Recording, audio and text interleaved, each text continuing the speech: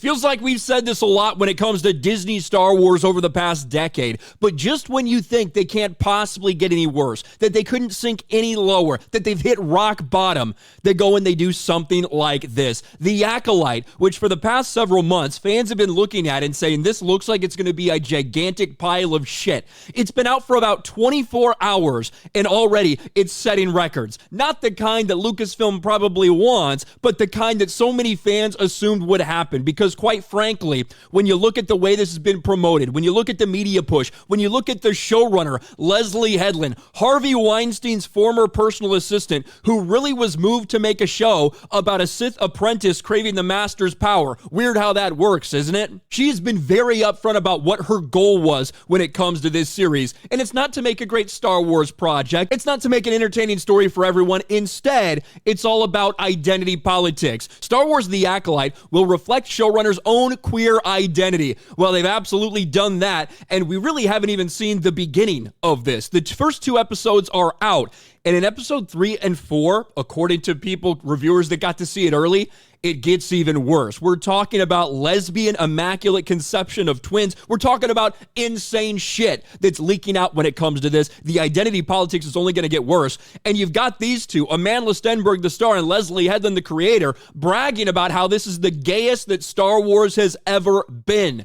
And of course, you got other people upset because, quite frankly, a character they teased in each and every promo spot that they pushed heavily, Carrie-Anne Moss. Well, spoiler alert, she dies 5 minutes into the series because, you know, they wanted to subvert your expectations. They wanted a shock. Yeah, it's a pretty big shock when you promote it with this character, with this actress, and then you kill her off in the first fucking scene. But at the end of the day, how do the fans react? Well, it's the worst we've ever seen. Acolyte sets new record low audience score on Rotten Tomatoes for Star Wars franchise. Yes, the entirety of Star Wars.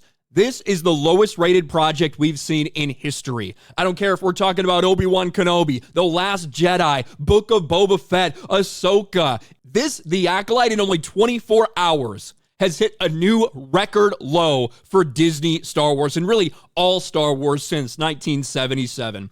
The Acolyte's Rotten Tomatoes audience score hits a new low, seemingly disappointing Star Wars fans yet again. Critics praised the series. Oh, critics love this. Of course they do. It's all about diversity. It's all about tearing down men at each and every opportunity. It's all about queer representation and bragging about that. And now, as we can see, this is the biggest backlash we've ever seen to a Star Wars project. While there have been many differences of opinion when it comes to exactly what the story of the galaxy far, far away should be about and how its tale should be told, The Acolyte seems to be landing on the dark side of the fandom based on its opening run of over 1,000 reviews. While there are those that are happy with Leslie Headland's High Republic era show, the majority have panned the series as the worst Star Wars release ever. And yes, let's go. We can see right now it's sitting at 38%. I've seen it 39, I've seen it 37. I imagine when episodes 3 and 4 come out in subsequent weeks, this is going to tank even harder, because as bad as these first 2 episodes were, and they were bad, I feel like this might be the best of the bunch. I think it's going to get a whole lot worse. And just take a look at these, right? The recent ones we've seen from Disney Star Wars. The Mandalorian, 78% audience score. Ahsoka, 69%. I think that's way too high for Ahsoka. That was a dog shit show that nobody actually watched. Obi-Wan Kenobi, 62%. Book of Boba Fett, 53%. And now here we are with The Acolyte. Since this has been written, it went down another percentage point. But we can even compare that shit. Mando Season 3 was much lower than the rest of the Mandalorian series. That was at 51%. What about The Last Jedi? What most people look back as the most divisive thing in Star Wars history? 41%. This is worse than The Last Jedi. And even something that, listen, I personally hated. Some people are a fan of the Clone Wars. I despise Dave Filoni's entire run for the Clone Wars, and I didn't like this movie either. That's at 40%. Even this is higher rated than The Acolyte. That's with 100,000 ratings. That's a lot of fucking ratings. This is, listen, they wanted to break barriers. They wanted to do all these things. They have. They've broken barriers all along the way. Yes, congratulations. First trans person cast in Star Wars. Yes, your lead actress is a gay, black, non-binary radical feminist. That's her words, Amandla Stenberg's, not mine. That's how she describes herself. Yes, Leslie Headland, the first female gay showrunner for Star Wars. All of these things.